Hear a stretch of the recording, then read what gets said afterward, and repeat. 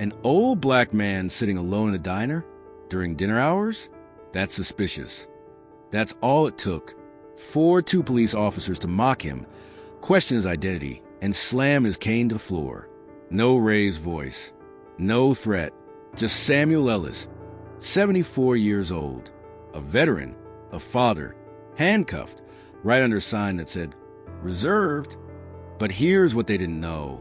The man they were humiliating was the father of Police Commissioner Jordan Ellis, and the badge they tried to use to silence him was about to be used to hold him accountable.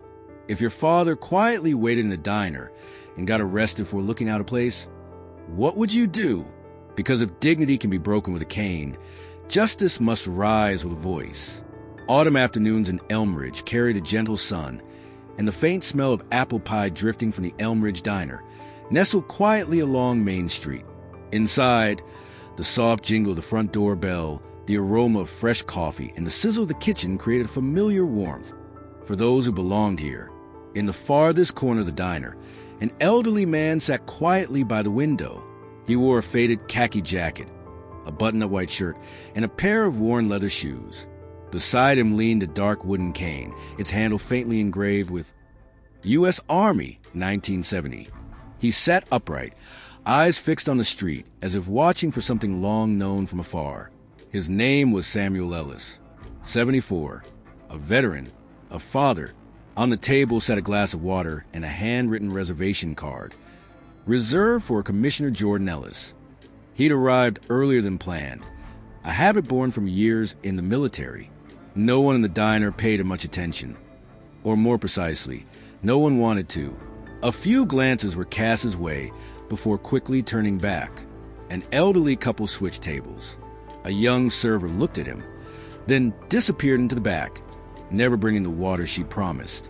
Samuel didn't show irritation. He simply adjusted the position of his cane and kept waiting, like a man who had spent a lifetime learning how to wait in the right place, at the right time, and the right way.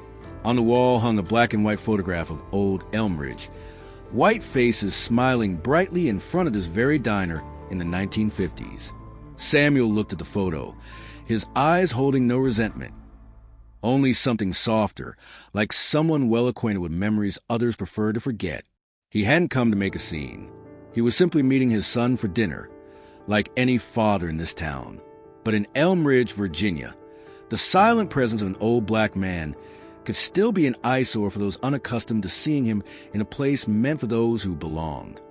Samuel took a deep breath and reached into his pocket, pulling out a veteran's ID.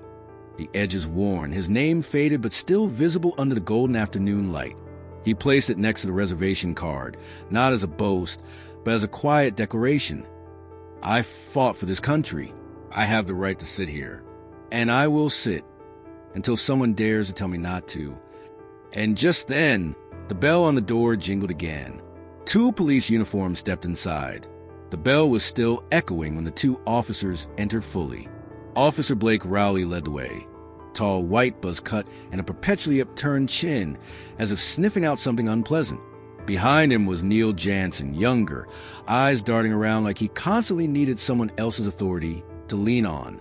Greta Sullivan, the diner's owner, hesitated when she saw them. She opened her mouth to greet them, but Rowley lifted a hand in a silent gesture. Don't bother. The diner fell even quieter, spoons pausing midair.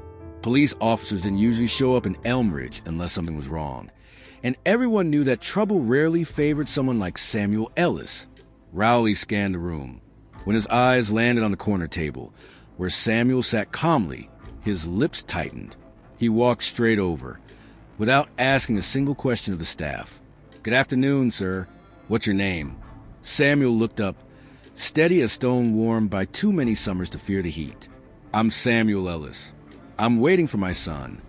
Rowley glanced at Jansen, then nodded toward the table. Who's the spot reserved for? Samuel pointed to the small card. Commissioner Jordan Ellis. That's my son. Jansen chuckled. So you're the police commissioner's father? Here? Alone? Samuel nodded. That's right. Rowley didn't smile. He glanced at the veteran's card on the table, then tapped it with his finger, as if testing its authenticity. This ID's pretty worn out. Looks more like something you'd buy at a flea market than a real one. Samuel's voice stayed even. I've carried it since 1972. Same as the bullet still lodged in my chest from the Battle of Inloch. If you need verification, call the Department of Veterans Affairs. The serial number's still intact on the back. But Rowley didn't make the call. He stood tall, arms crossed. You know this is a high-security neighborhood, right?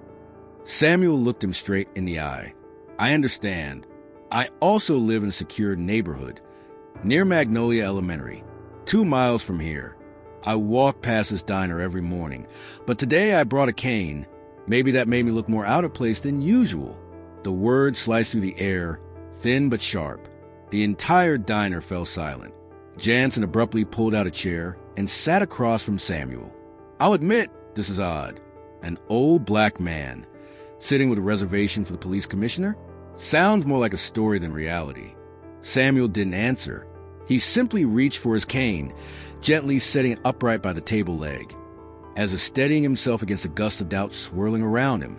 And though he said nothing, his eyes made one thing clear. He wasn't here seeking their approval. He was waiting for his son. And no one, not even police, had the right to define his worth in a town he had given his youth to protect.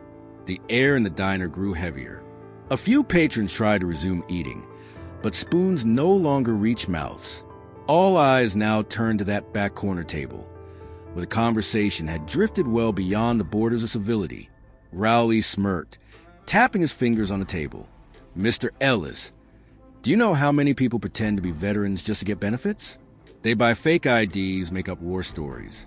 An old black man sitting alone in a fancy diner, reserving a table for the police commissioner?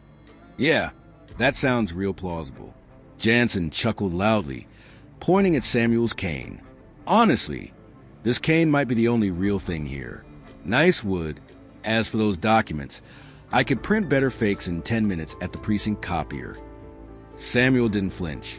He simply lifted the veteran ID, gently brushed the edge with his thumb, as if sweeping off decades of dust, then placed it back, straighter and more dignified than before. Rowley leaned in, voice low and edged with mockery. So where did you serve? Or did you just hear war stories over the radio? Samuel answered, his voice soft, but each word clear as stone. 1st Regiment, Infantry Division, Battle of Inloch, Bienhoa, and finally taken in Border Gate in 73.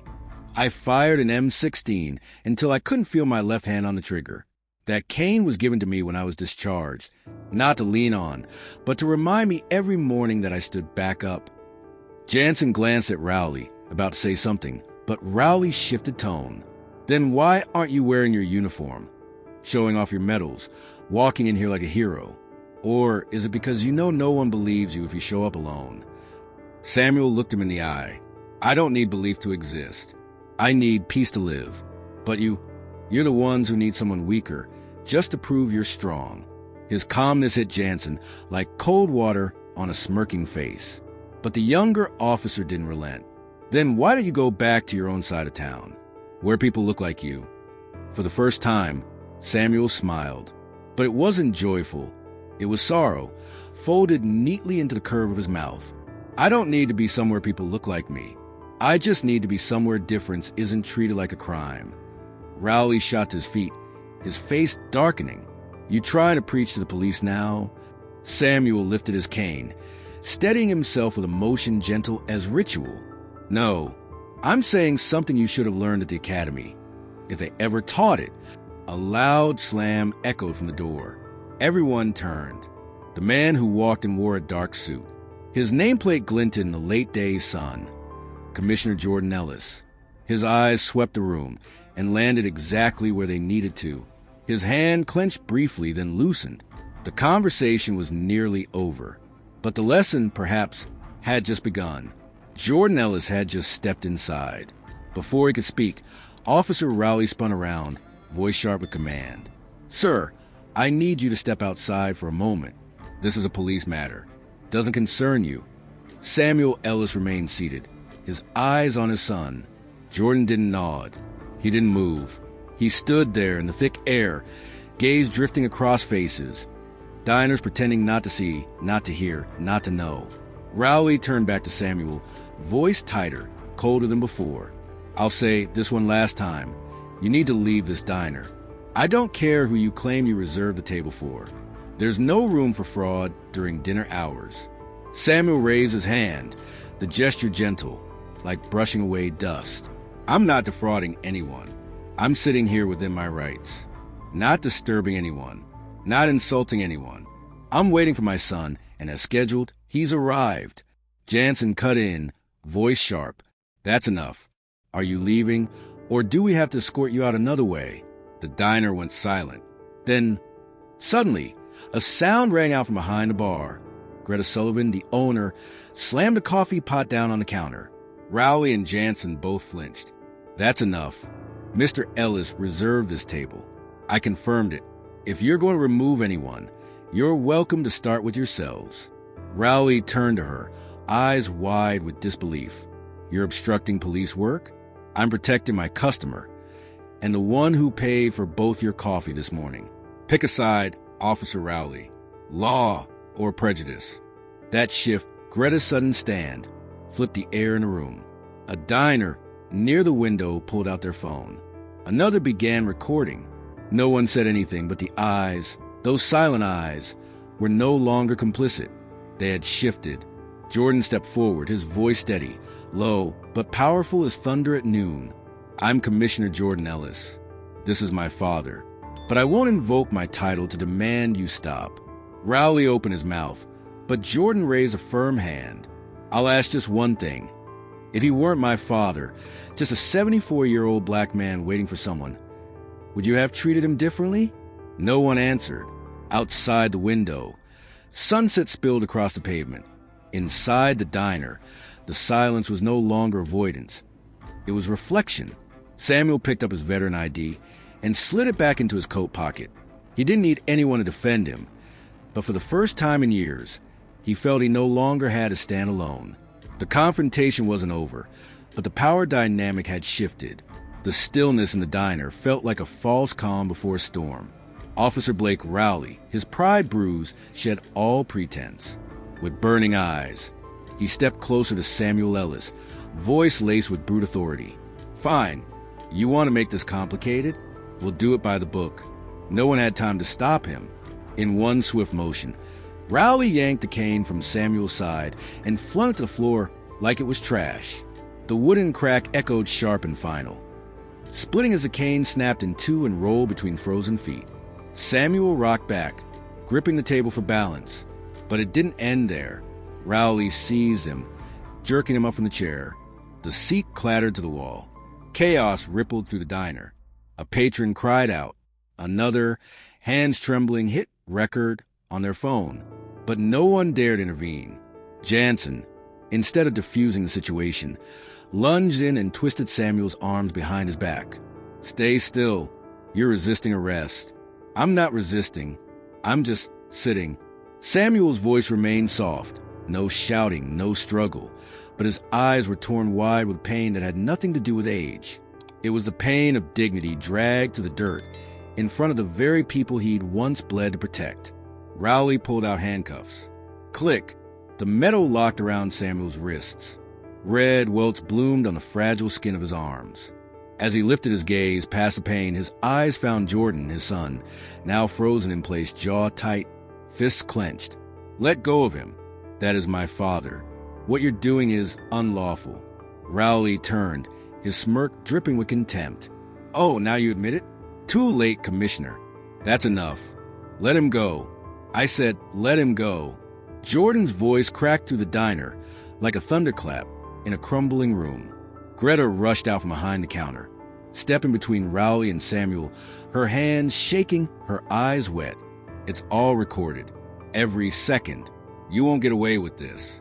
Rowley stepped back half a pace. Jansen let go as well. Samuel wobbled, but managed to stay upright, though his hands remained cupped behind his back.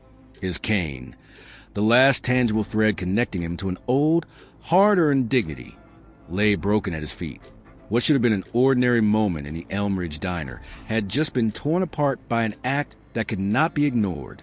And at that moment, Jordan Ellis knew he had only one choice.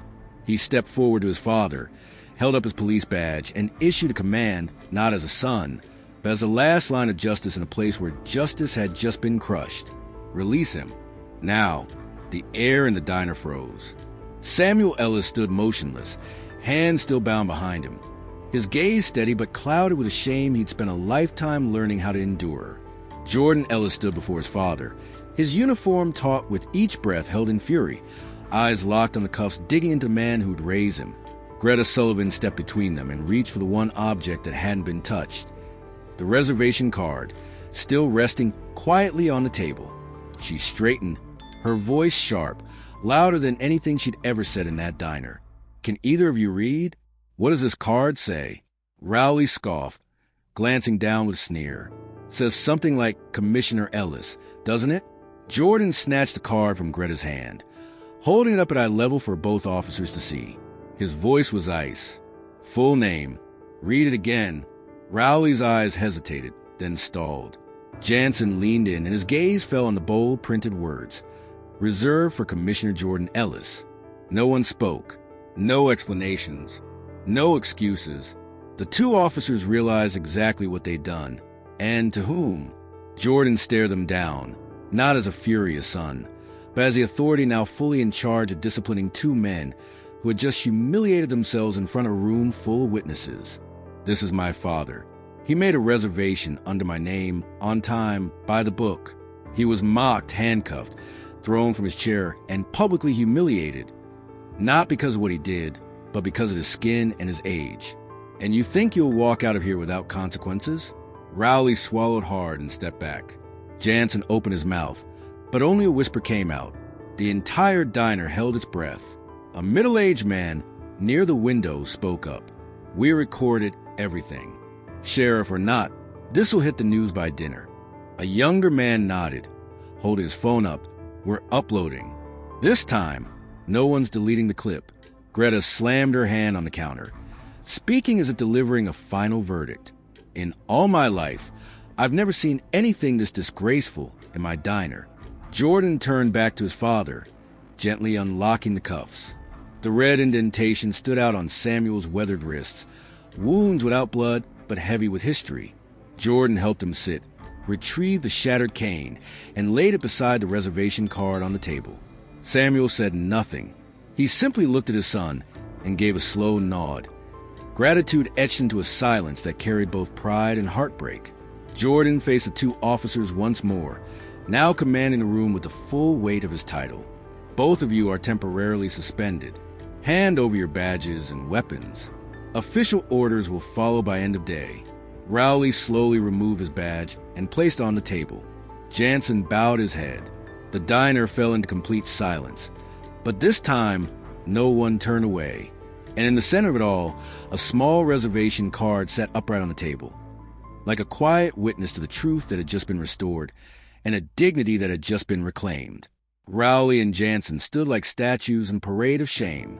Rowley's badge remained on the table, catching the late afternoon sun to the diner's big front window, glaring like a spotlight on the arrogance just stripped bare.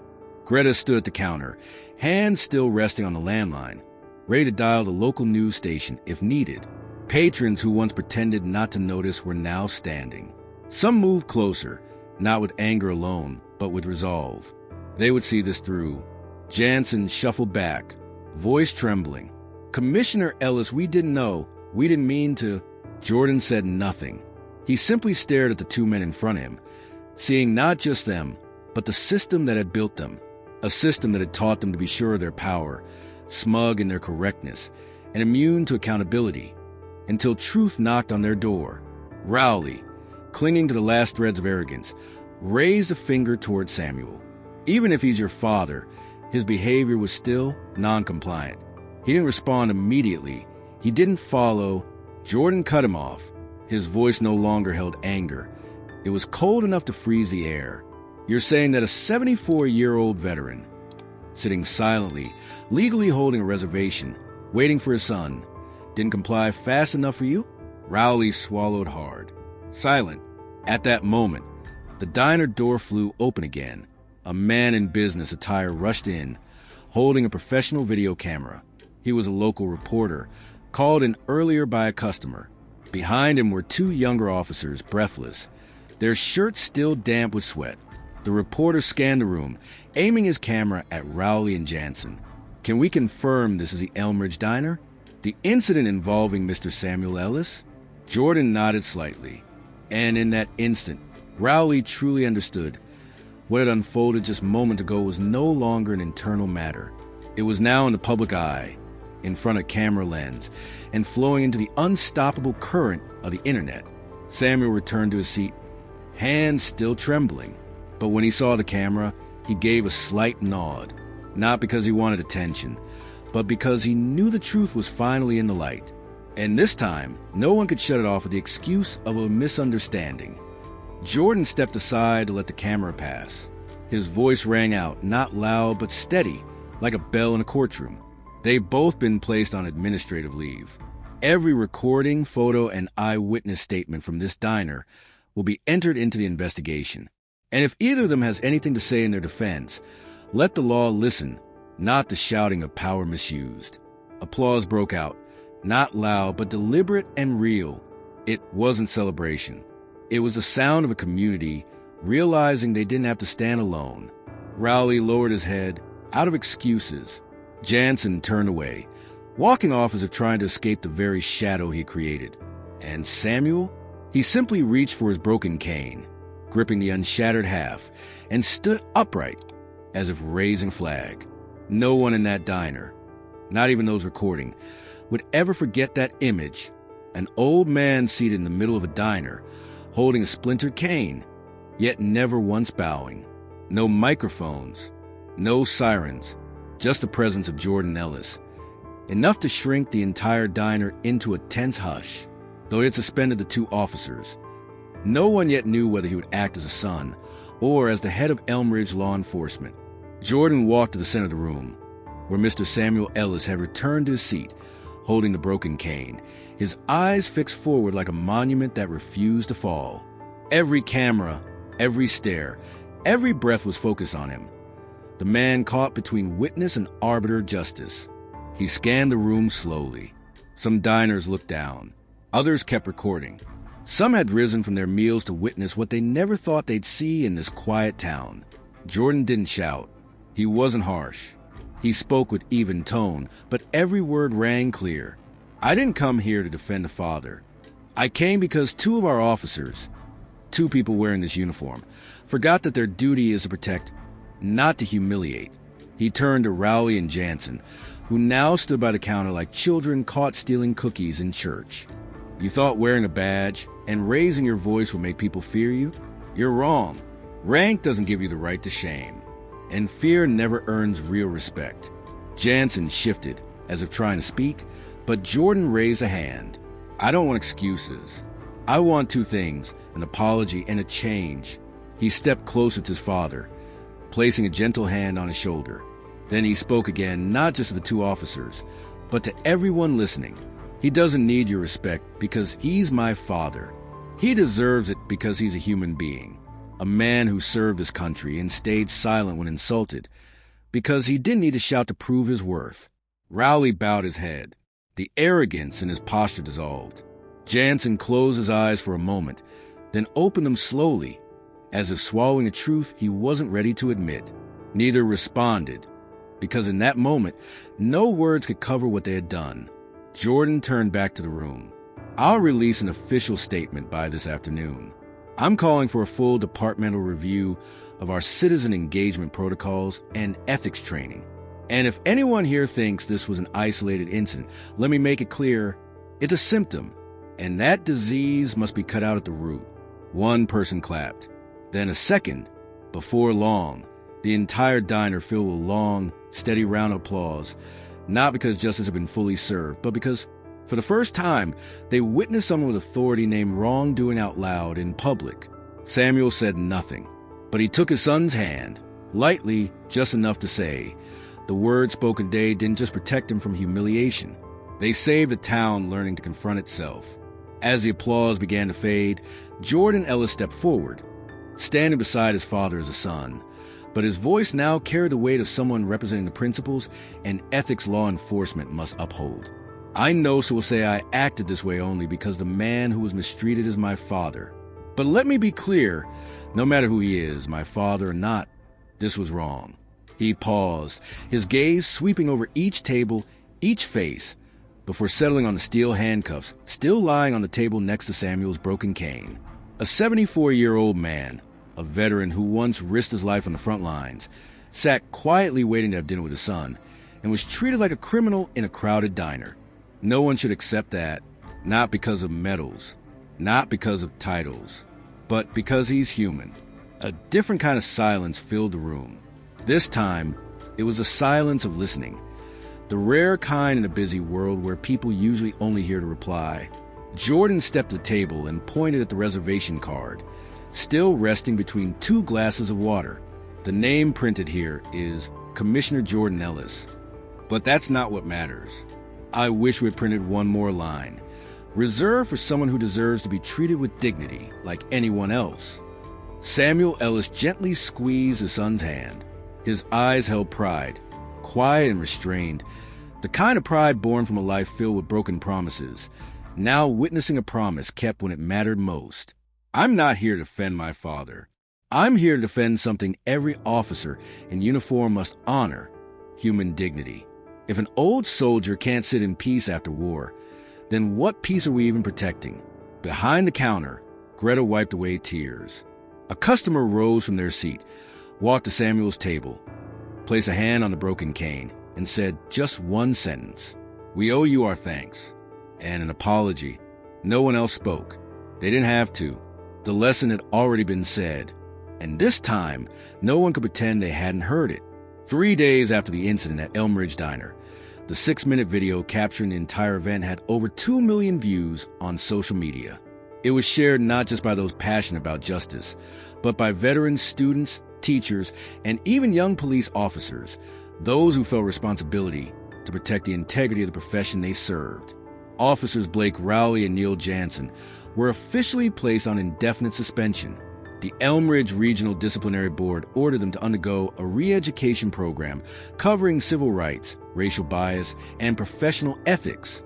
It was not a punishment, but a final chance to relearn what it means to serve justice. A wave of dialogue spread through Elm Ridge. Schools began including respect and community service in their civics curriculum. Small businesses posted signs reading, "We serve everyone as we'd serve ourselves." And at Elm Ridge Diner, a small brass plaque was mounted beside the corner booth where Samuel Ellis had once sat. The plaque read simply, "The Table of Respect," because everyone deserves to be treated with fairness. Samuel Ellis didn't appear much afterward. He declined interviews. When asked, he only said, "I fought in one war. I don't need another. I just want to see real peace in the place I call home." Jordan Ellis continued his work at the Elm Ridge Police Department, but now with a clearer mission than ever before. He organized community police dialogue forums, expanded empathy training, and launched a new program called Bridge to build trust between power and people. The story of the old man with the broken cane and the son who didn't have to shout to make a room listen became a symbol for the town, not of outrage, but of awakening. People still tell each other that it was at table number 4 in Elm Ridge Diner, where a man was once mistreated for looking out of place, that a whole town relearned how to look at one another with equal eyes. And ever since, no one asks, "Who are you?" Instead, they ask, "Am I treating you like a fellow human being?" Justice sometimes arrives late, but when it comes with patience, courage, and a voice that speaks firmly at just the right moment, it doesn't just right a wrong. It begins a new chapter, not just for one person, but for an entire community.